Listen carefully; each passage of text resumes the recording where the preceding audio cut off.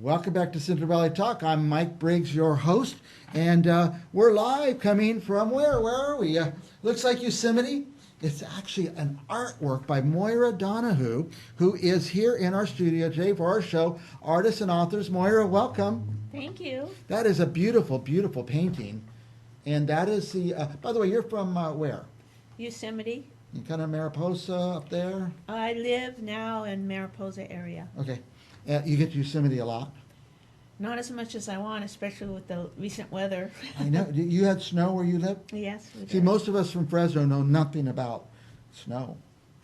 I mean, it doesn't snow here. So is it exciting or is it an irritation or? I always loved snow, but there's certain drawbacks when you have to go anywhere in Yeah. it. And did you reach a point, because it snowed a lot, right? It snowed quite a bit. Did you get to a point where you couldn't go anywhere? Well, the roads were getting washed out because it rained on top of the snow and undermined the roads, and it was kind of messy. So the road was closed for like probably 24 hours. Wow. Till it got fixed a little bit. You survived, though. Yeah. It's not like, we have no food or. No. But did your power go out? About 8 days. 8 days. Uh-huh. But you have a stove or something in there that you. We have a generator Okay. that a lot of people have generators, but then the propane can run out too, which happened to a lot. That's what your generator runs off of, propane? Yeah. Yeah. It's exciting, Moira. It rained here and the city shut down because we don't know what to do in the rain. There's no system. I want to look at some of your pictures.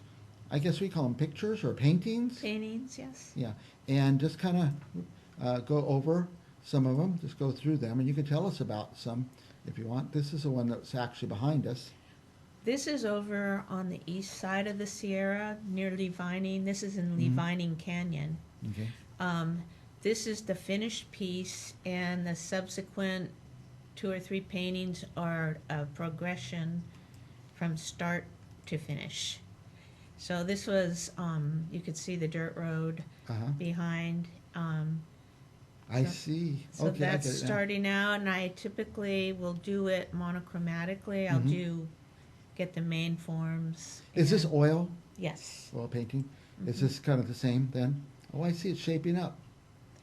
Yeah, it's progressing, and then I think the next slide is a lot more to it.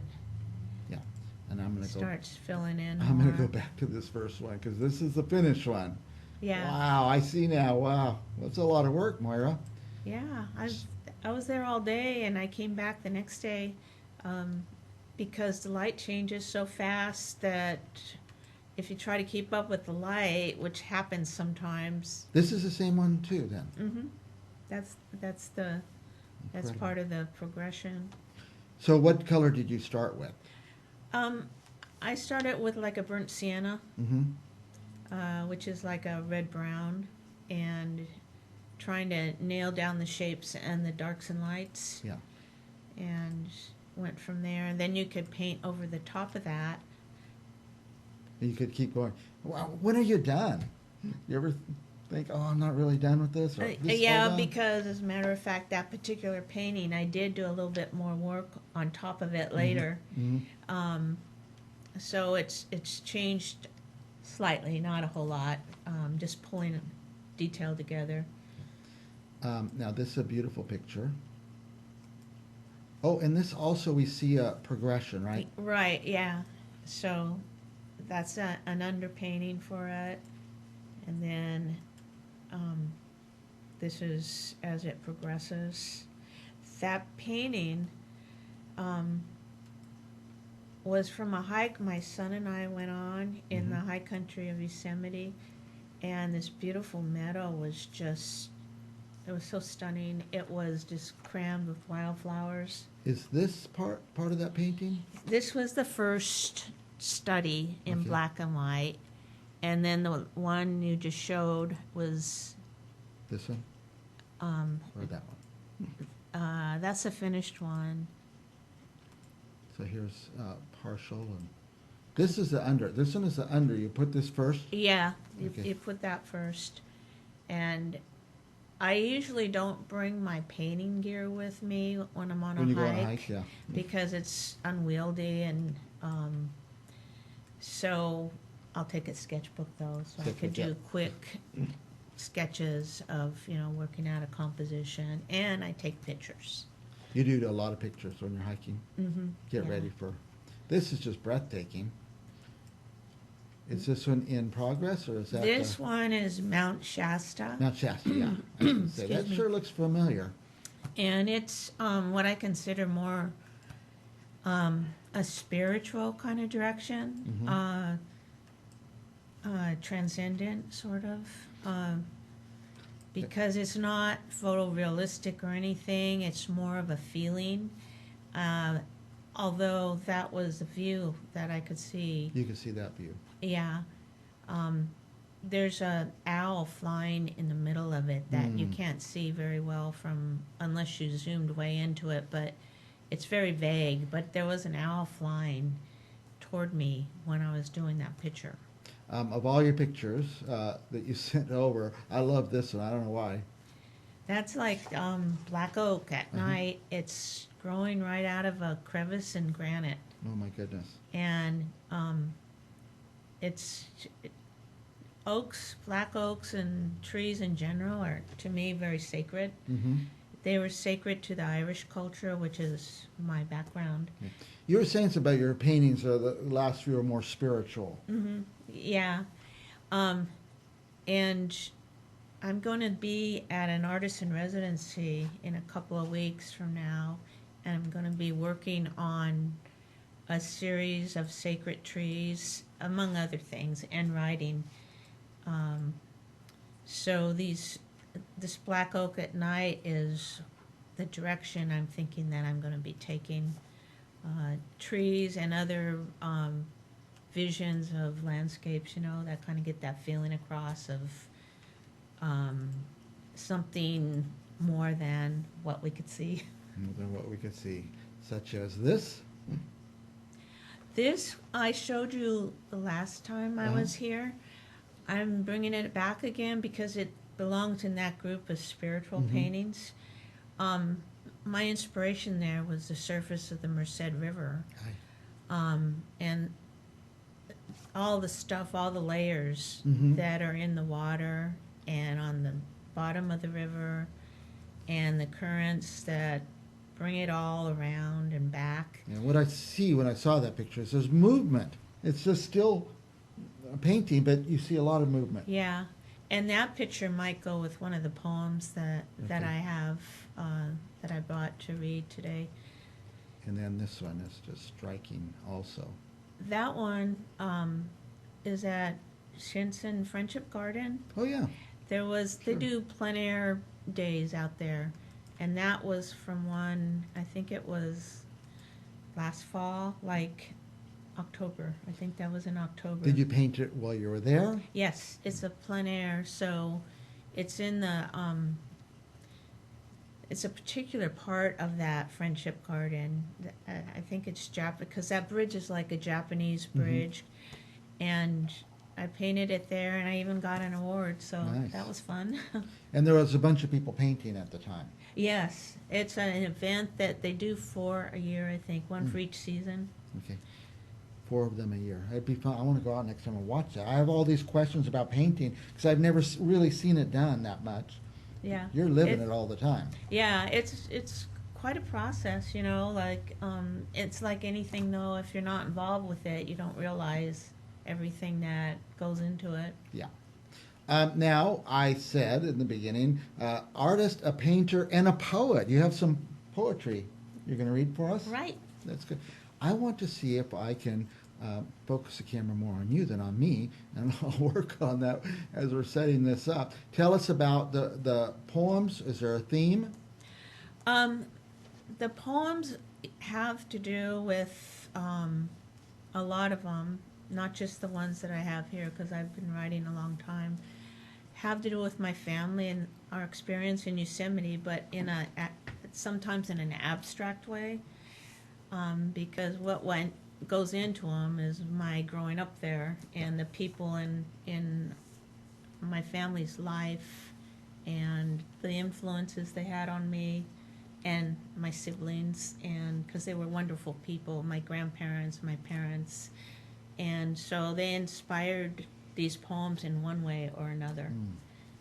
Sometimes explicitly because I name people like my grandma, Name their names. but otherwise, if the people aren't named, they're in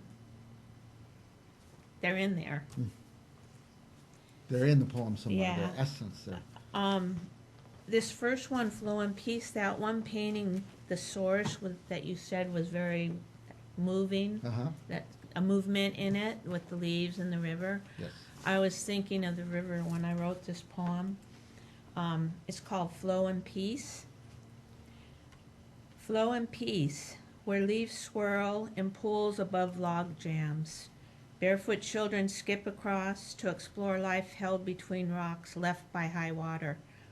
Flow in peace, river light, now filtered, now bright, now flickering on rainbow trout, gently undulating in their watery realm. Flow in peace, even though we don't know what lies downstream. Water in the cove quietly tickles the sandy beach and baby's toes, playfully dipped by parents. Flow in peace, when the shadow comes and races us home to the house by the chapel in the valley, and Grandma has put a light in the window. Nice. That's I feel the family in that. Yeah, the light in the window and the shadow that comes. We used to race the shadow home from the river when we were children. Mm-hmm. When it got to Lost Arrow, we knew it was time to go home. Mm-hmm. And it started moving very fast. Yeah. And it was a game we played to get home before the shadow caught us. Tall trees give you tremendous shadows. Yeah, and the cliffs. And the cliffs. Yeah. Yeah. So that was Flow and Peace. This one is, the mountains are core to a lot of the poems too, like my family is. This is South of the Mountains. This is called South of the Mountains. South of the mountains, desert and sage, an ancient seabed gives up secrets to seekers. Fragile, unrelenting it may seem, in one way it can be done, becoming fluent in the language of secret keepers. South of the mountains there are creeks that flow silently underground. Even as the parched surface is cracked and blistered, they reappear when conditions seem right, for the interior to show itself and to know it was there all along. Beautiful. Thank you. This is about my grandma, her collections. She collected beautiful things, among which were wildflowers, and she pressed wildflowers in books, and sometimes I'll come across them because I inherited some of her books. Yeah, there'll be flowers in them. And they'll flutter to the ground, when I open a book, and it's a very poignant moment. This is called A Book Falls. A book falls from my shelf and opens to a page fragrant with summer and mountain wildflowers from a long ago June day when we went to the meadow with Grandma to gather sweet memories. So beautiful. Is there another one? I'm just overcome by the poetry. I feel your family in them. Oh, thank you. There's two more. Okay, please.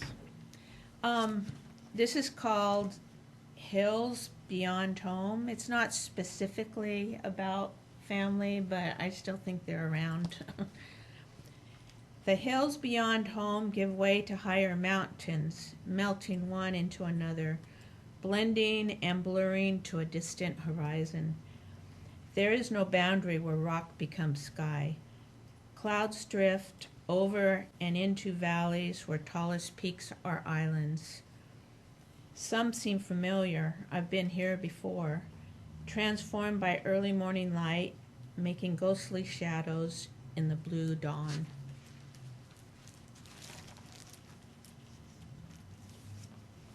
This is the last one, and this has to do with my grandma, who, like I said, was a collector of a lot of beautiful things. She loved bird feathers, especially stellar jay feathers. because of their shape, their form, and their color. And so she had quite a collection of those. The Stellar Jays were always dropping feathers for her. Stellar's feathers bridge between worlds, temporal and infinite.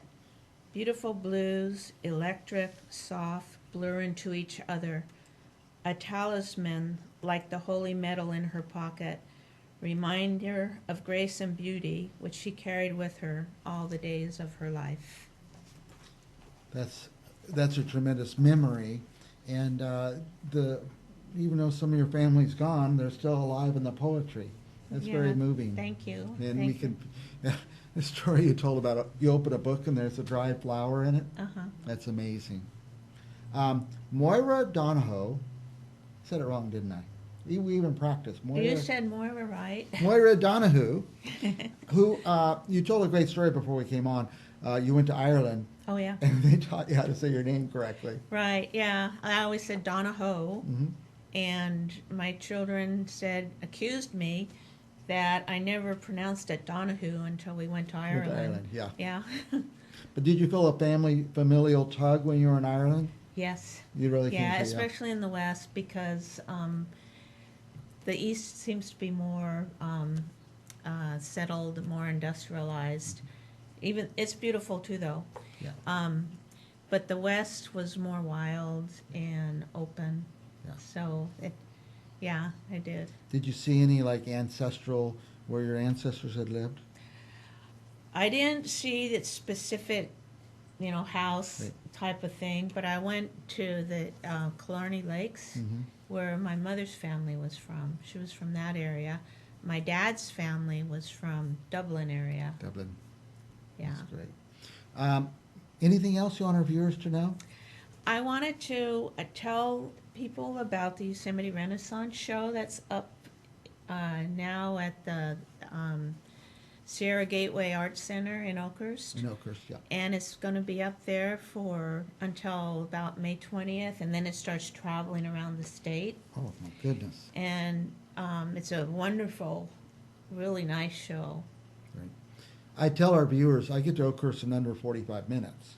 You probably do it a lot faster than I do. But. Not really, no. Okay. But what a great day trip. It's just not even an hour. You drive up to Oakhurst, spend some money, go to a restaurant, and go to the Yosemite Renaissance. Yes, number 38.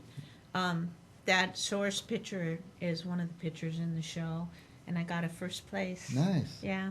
I was going to say, That's we'll fun. see some of your art. Yes. Will we be able to buy your art there? Yes. Yeah. That's fun. I'm going to Please go up there. do. Yeah. And it'll go from now until when? It's ongoing now. In Oakhurst, it'll be there, I think, until May 20th. Then it travels to the King's Art Center in Hanford. Mm-hmm.